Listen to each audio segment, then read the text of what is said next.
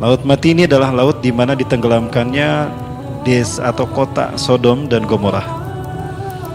Dua kota yang terkenal dengan perbuatan al-liwat. Liwat ini bahasa Arab. Bahasa kitanya adalah homoseksual dan lesbian. Hubungan sesama jenis, laki-laki dengan laki-laki, perempuan dengan perempuan. Satu cerita yang pernah saya dengar tentang mereka, bahwa dulunya ada seorang laki-laki yang difitnah, dituduh melakukan perbuatan dosa, perbuatan keji, padahal tidak. Maka dia dipenjara. Nah, di dalam penjara dia menyesali dirinya dan dia mencoba untuk menahan emosinya walaupun dia sebetulnya marah karena dia difitnah, padahal dia tidak melakukan perbuatan itu. Maka setan kemudian masuk ke dalam penjara tadi menyerupai seorang laki-laki yang tampan. Maka setan menjadi tempat percurahan hati dari laki-laki yang tadi difitnah. Maka kemudian laki-laki yang difitnah ini curhat sampai karena sering setan berkunjung, lama-lama akrab. Keakraban itu dimanfaatkan oleh setan untuk melakukan sesuatu yang keji. Laki-laki itu sempat tertidur di pangkuan dalam pelukan setan yang menyerupai manusia laki-laki yang tampan. Lalu tidur, ketika tidur maka diopreklah kepunyaan vital si laki-laki tadi oleh si setan tadi.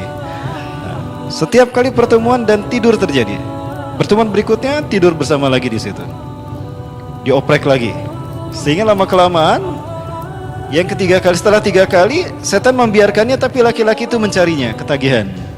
Nah, dari situ setan mendapatkan ide, oh berarti untuk menghancurkan Agor-Zagor, kaum Sodom dan Gomorrah ini dengan perbuatan seperti itu. Maka merebaklah ternyata di luar penjara pun perbuatan itu dilakukan dan berhasil setan melakukannya, sehingga terciptalah perilaku al-liwat tadi, homoseksual dan lesbian. Awalnya hanya homoseksual.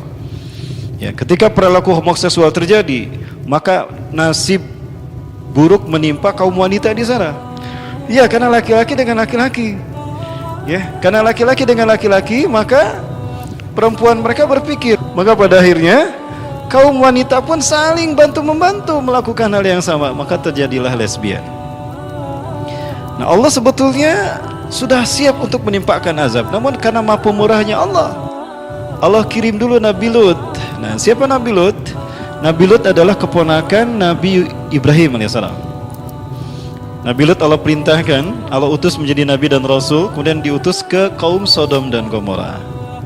Nah, di bawah air inilah Allah tenggelamkan kaum Sodom dan Gomorrah, kaum yang dulu melakukan al-liwat, para sekalian, dan juga homoseksual dan lesbian. Ini perbuatan jauh lebih keji daripada zina.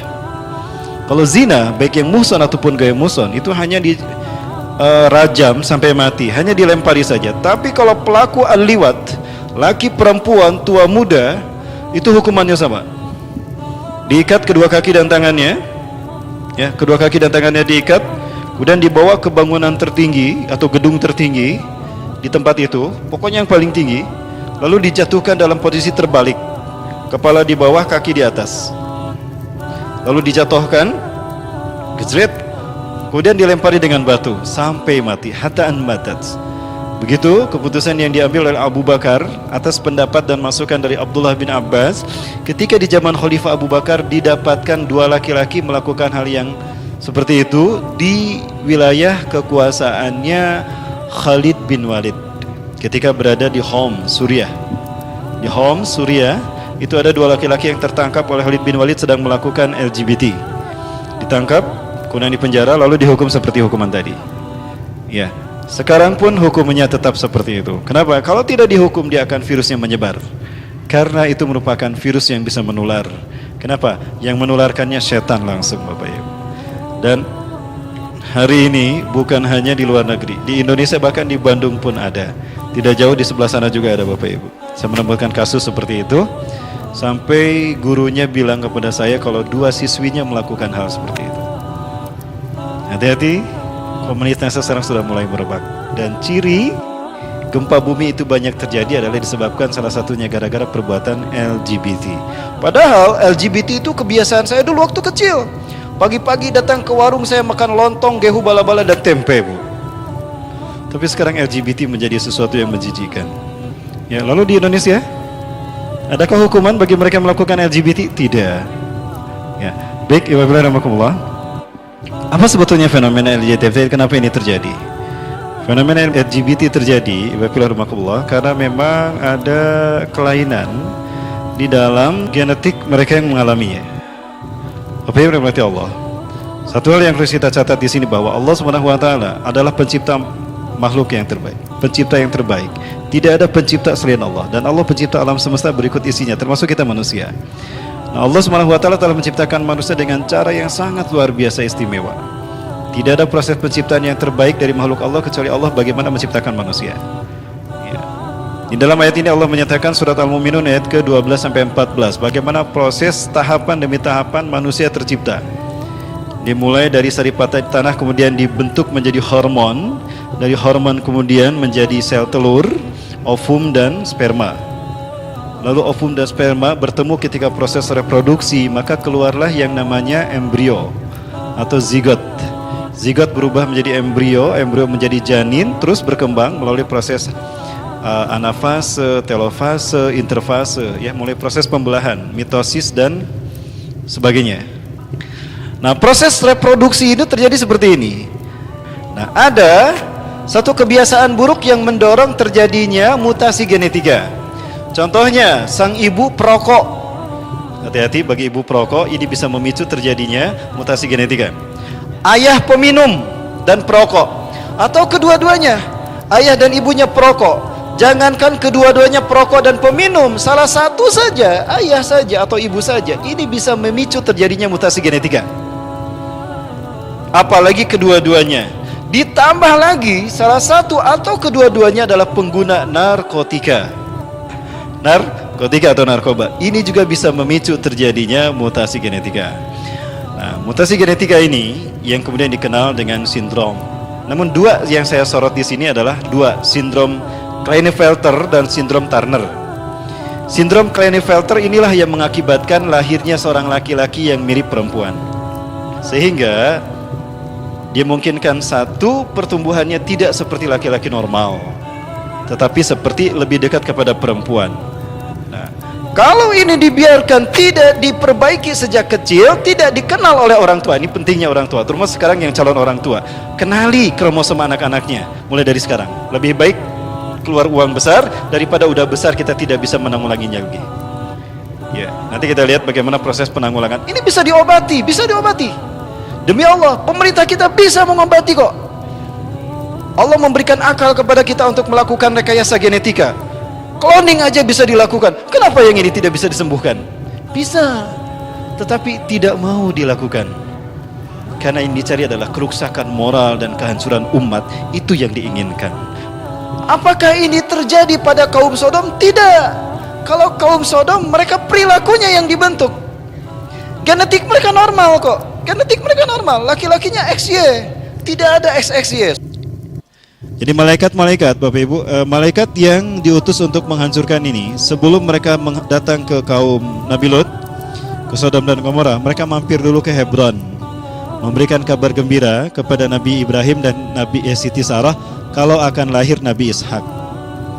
Siti Sarah usianya sudah hampir 90 tahun, Nabi Ibrahim sudah 100 tahun lebih saat itu, tapi akan tetap punya anak. Kemudian datanglah ke kaum Sodom. Para malaikat itu membentuk diri menjadi laki-laki yang tampan, bertamu kepada Nabi Lut alaihissalam. Ya, ketika tamu itu datang, malaikat itu datang dalam tampilan laki-laki tampan. Putri Nabi Lut punya dua putri perempuan, namanya Zargota dan Raisa. Raisa itu nama putri Nabi Lut. Nah, salah satu dari mereka, Zargota, itu menemukan ada tamu laki-laki yang tampan. Maka Zargota lalu menghampiri tamu-tamu tadi. Mohon maaf tuan-tuan, berhenti tuan-tuan, jangan lagi melangkah. Kampung kami ini adalah kampung yang tidak wajar. Mereka laki-laki jika melihat bapak tuan-tuan yang tampan-tampan ini, mereka akan melakukan homoseksual dengan bapak-bapak. Ya. Akhirnya tamu tadi bilang kepada Zargota, tolong bawa saya kepada yang nabi yang bernama Nabi Lut. Baik, dibawa ke jalan alternatif. Sampai di rumah Nabi Lut, kaumnya tidak tahu kalau para malaikat itu datang dalam wujud laki-laki yang ganteng-ganteng. Istrinya yang berkhianat. Ternyata istrinya mengambil keuntungan dari setiap perilaku homoseksual tadi. Makanya istrinya termasuk yang diazab. Ini ujian bagi Nabi Lut, tapi itu bukan jodoh Nabi Lut. Karena setelah istrinya diazab, Nabi Lut menikah lagi dengan wanita yang solehah, lalu punya keturunan. Maka keluar istrinya, nyebarin berita itu. Pada Nabi Lut bilang, jangan ada yang beritahukan kalau tamu-tamu ini datang ke rumah kita. Tapi istrinya berkhianat. Di rumah saya ada laki-laki ganteng-ganteng, tamunya hebat-hebat, kalian pasti penasaran. Wih, kelas oke punya ini. Bener, bayar dulu. Dibawalah ke sana, maka mereka mengatakan, "Hei Lut, keluarkan tamu-tamumu, hei Lut. Perlihatkan, jangan kau sembunyikan mereka. Kamu sudah tahu tidak boleh ada laki-laki yang tersembunyi di kampung ini." Maka Nabi Lut kemudian keluar. Allahu Akbar. Kenapa kalian? Ma bikum jami'an. Sesungguhnya kalian melakukan pembuatan mungkar. Ini saya punya 2 anak perempuan, nikahi dia secara normal, sok aku halalkan buat kalian. Lut, udah gak usah banyak bicara. Kalian tahu aku kami tidak suka dengan wanita. Biarkan, keluarkan tamu-tamu itu. Maka kemudian Nabi Lut masuk dan tamu-tamu itu berkata, disitulah Nabi Lut tahu kalau tamu-tamunya adalah para malaikat. Wahai Lut, Nabi Allah, tugasmu sudah selesai menasihati mereka. Sekarang tugas kami. Inna nahnu rusulun min rabbikum. Sesungguhnya kami adalah rasul dari utusan dari Tuhan kamu. Kami adalah para malaikat utusan yang akan menghabiskan mereka. Maka dari itu aku perintahkan tidak lama lagi di malam hari ini kamu pergi. Fasri' bi ahlika. Pergilah engkau dengan keluargamu yang beriman. Illa imra'atak, kecuali istrimu. Fa innaha minal mughrakin, karena istrimu termasuk yang akan diazab. Berjalanlah Nabi Lut Isra, perjalanan di malam hari. Berjalan. Nah, tadi di Jargota, naikkan ke bukit. La taltafit wara'akum, jangan berlihat ke belakang. Kenapa? Karena itu meteor seliweran dari depan mereka tuh ke belakang. Dari depan Nabi Lut itu meteor jatuh menimpa mereka, dan Nabi Lut pun merasakan getaran bersama kaumnya, merasakan getaran kampung Zargota ini di Sodom dan Gomorrah ini digoyang. Nah, istrinya penasaran lihat meteor seliweran. Nah, melihat ke belakang, tertinggal dari Nabi Lut dan kaum yang beriman keluarganya. Di saat itulah istrinya ditenggelamkan, kemudian dilempari dengan batu. Luar biasanya, batu yang menimpa mereka musawamatun inda rabbihim, sudah diberi tanda di sisi Allah. Artinya tiap batu ada namanya, sehingga batu tadi tidak salah. Nah, Bapak Ibu sekalian, begitulah cara Allah menghukum kaum Sodom dan Gomorrah, sehingga ditenggelamkanlah mereka di bawah itu. Tapi sayangnya, ketika kami 2 kali ke sana, ternyata masih saja orang-orang banyak melakukan. Para sekalian, mereka yang berenang di sana, mereka menambahkan aurat, nyaris telanjang. Tidak tahu ketika mereka bersenang-senang bermandi di laut mati, di bawahnya ada yang sedang disiksa oleh malaikat Zabaniyah. Ya, harusnya kita mengambil ibrah dari mereka itu.